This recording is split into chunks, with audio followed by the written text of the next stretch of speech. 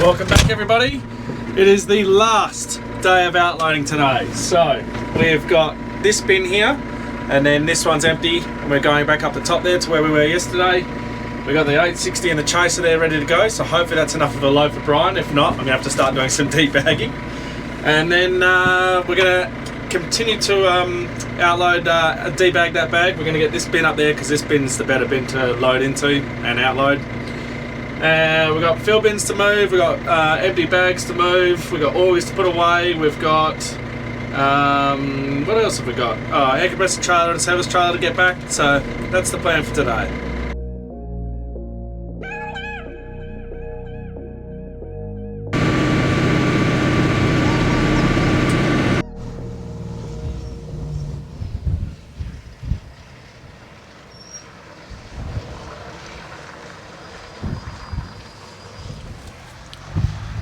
So we reckon we had about 35-ish tonne in that other bin up there. So yeah, we'll load Brian out of this. Like I said, we've got 2 chaser bins in there. And then if you look down there, we've got 1 very full chaser ready to roll. So we got plenty of grain for this load, and then the guys get here in 10 minutes. And we'll start debagging and yeah, start the process all over again. Well, Brian is all loaded. First load of the day. We think there's going to be about 3 more loads left. We think. So we're hoping to be done by about that 12:30, 1 o'clock mark, and then we're just going to make sure we get all the stuff off the road as well. So we'll take all that back to the farm. So Annabelle's behind me in the Triton. We're about to go and start dragging fill bins, get them up to the shed. We need to give them a wash and park them in the lineup.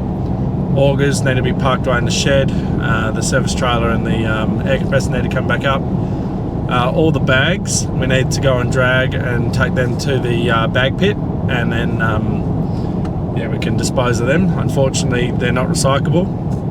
It'd be lovely if they were, or if there was a company that would take them for recycling, but it's just single-use plastic, which is very unfortunate.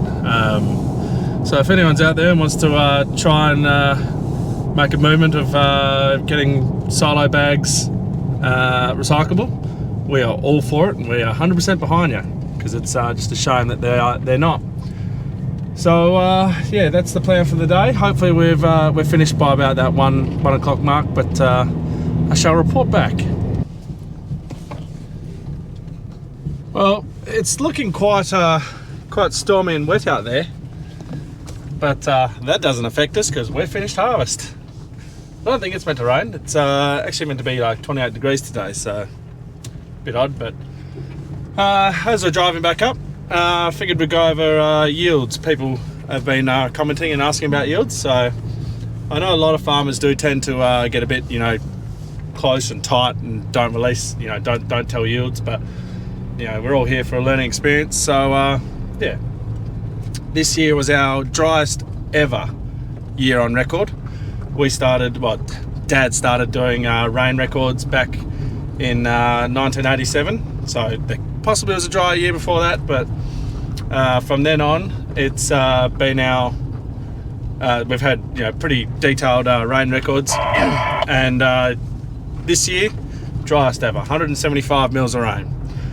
We've gone through droughts before, and that was obviously we had more rain than that, but it was rain at the wrong times, or it was only 1 mil rain events here and there. It wasn't enough to do. Well, we grew crops on it, but not very good crops. So on our drought, we only did like 300 kilos of canola per hectare, as an example. Now this year, like I said, driest year ever. Canola went 1.1 tonne to the hectare. So an absolute amazing result. That's above average for us. Average for us is about a tonne. The barley did 3 tonne to the hectare. Again, a huge result, above average. Our barley normally, as a 5 to 10 year average, I'd say it'd be about that 2.5 to 2.8 tonne to the hectare. Just, it does vary quite a bit. And our wheat did 2.51 tonne to the hectare. So that was bang on average. So yeah, all in all, an absolute fantastic result. Yeah, just very, very pleased with how it's turned out. I think that because we're getting onto our spraying at the right times, and we're seeding minimal till, and we're spreading urea when we can, and You know, we're doing everything we can for the plants now. Not to say that we never were, but we're now giving them more nitrogen and stuff than we ever were. And that's just down to the fact that in my farming career I haven't been burnt yet, and in Dad's he has. You know, he's seen all the hard times and how bad it can get. So Dad, you know, was very conservative on stuff like the top-ups for urea, whereas I haven't seen that and I haven't been burnt. So I'm like, yeah, just keep going, just chuck it, you know, the plant needs it, so just give it to it. And it's just very fortunate that it has worked out for me this year. So fingers crossed it keeps working out for me. But there you go, that's our yields. The market is also looking, you know, okay. It's definitely not the worst, it's definitely not the best, but you know, it's looking okay. So it's going to be it has been a pretty good year for us. So all in all, just an all-around good year. Things I'd probably change, which I can't, is germinating the canola. I'm still trying to figure that one out with this bar. It just doesn't seem to work for me, but you know, everything else has gone pretty well, and the canola actually germinated, actually went quite well. So you know, can't complain. What I might do next year is just up our seeding rate. So this year I went 2 kilos to the hectare. I think next year I'm going to up it. I'm going to go about that 3 to 3.5 kilos, just to give me plant numbers, just to get stuff germinating. Because during the beginning of the year, it was it wasn't good. We were spreading urea on nothing, and it was just lucky that the rain came and the plants came through and they used that urea, and the plants took off. So again, very fortunate. Whereas you know, in the past, the rain hasn't come, and it's that's just farming. Simple as that. It's just farming. So anyway, we're going to keep doing our job, getting all these bins back and getting everything ready for washdown. Well, Brian is back already, and he's out running the boys. They're only done 2 loads this morning, whereas we need 4 to fill this, and that for one of this does Brian. What was that? George in a rush spilt grain on me. So yeah, we need 4 to fill Brian. So rightio, that should be good to go. he's now racing off, and he's going to head back to the bag. Henry's going to load him, and by the time we finish this, there should be just a little bit left for the chaser just to fill up at the end. And the bin's nearly empty, but in come the boys now with the chaser. So let me tell you, it is much easier having the whole crew here than trying to do this by yourself. The plan for, if they were still harvesting, was that Brian and I were just going to go straight into the truck from the bag. A lot slower, but because Brian is now CBH, not that you can probably see, but it's just here at the tip of my finger. It's only about 15 k's that way, so it's a pretty quick trip for him to do a round trip.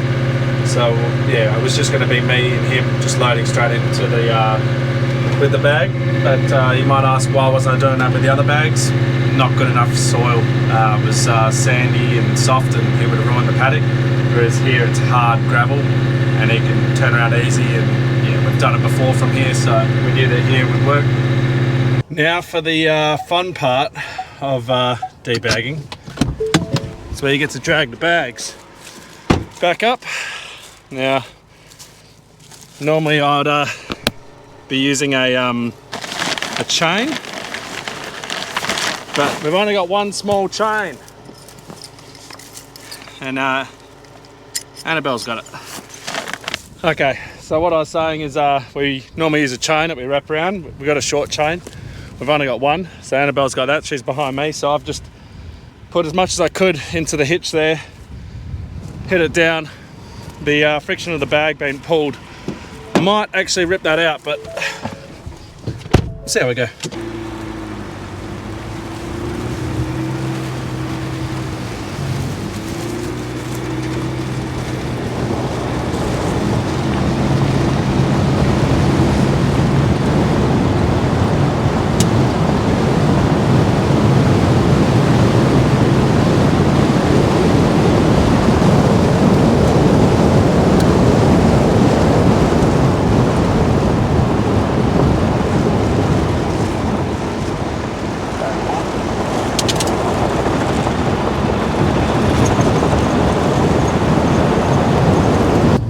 it's a very satisfying job dragging the bags up, because it symbolises the end of the bagging. Like, you know, no more shoveling, no more itching, although we do have to do one more, you know, but that's all right. Now the boys, Brian is having an absolute stellar run going through CBH. He's already on his way back. The boys have only unloaded 2 chasers. They're on their 3rd at the moment, so it'll be the same as last time.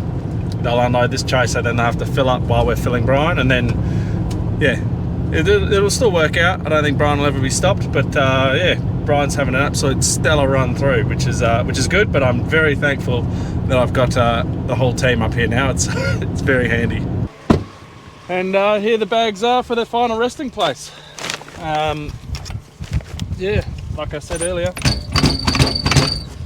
it's very unfortunate that they're not recyclable. We would love for them to be recyclable, because, you know, it's single-use plastic, but this is all we can do for the time being. With Brian having such a quick turnaround, it's working out well. I told the guys, as soon as we've finished outloading, so the bag is finished and grain's all gone and we've just got all the stuff back to the shed there, like, that's it, they're knocked off.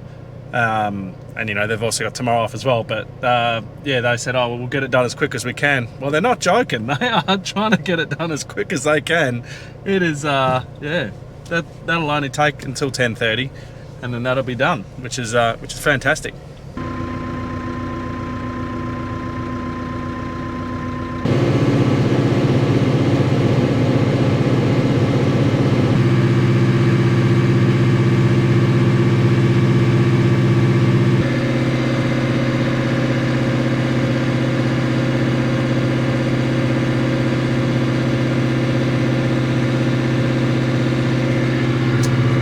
I can get that a little bit fuller than what I could on my own. It's it's a very full chaser bin. In that bag, there's probably 2 chaser bin loads. In there, there's a, let's say, a full chaser bin load and a little bit. There's going to be, it'll be close-ish to like a full load. I think there's going to be about 75-ish tonne, maybe 70 tonne, which is absolutely amazing load for a last load.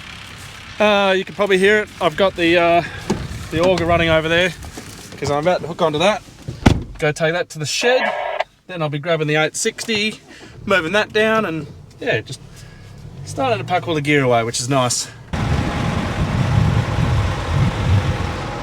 And the bag is empty. Now we're going to shovel it, and the outloading is done. You're doing good, George. That's like a 2-tonne bucket, that is. 2 tonne. That's a ton. A ton. Yeah, I'll tip it off.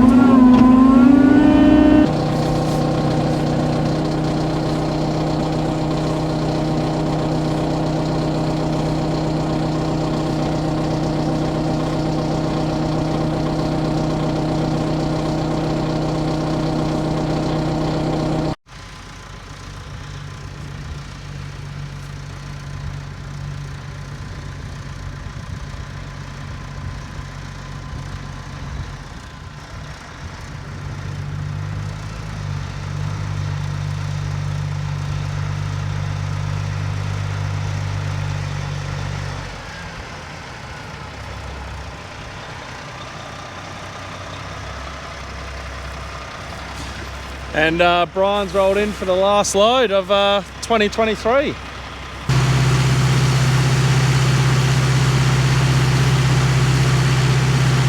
Well, that's it. Harvest is wrapped up. The outloading is done. Brian has just left. About 56 tonne on board is what he reckons according to his scales. George has headed off with the bin. They're heading down the road. I've hooked onto the bag. So I'm going to take this to the tip, and then yeah, we're all going to knock off, and everyone's deserved a well-earned day off tomorrow.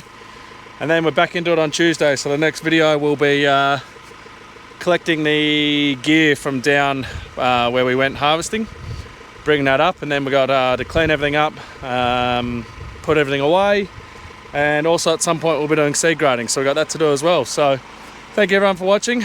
Don't forget to like, subscribe and share, and I'll catch you in the next one.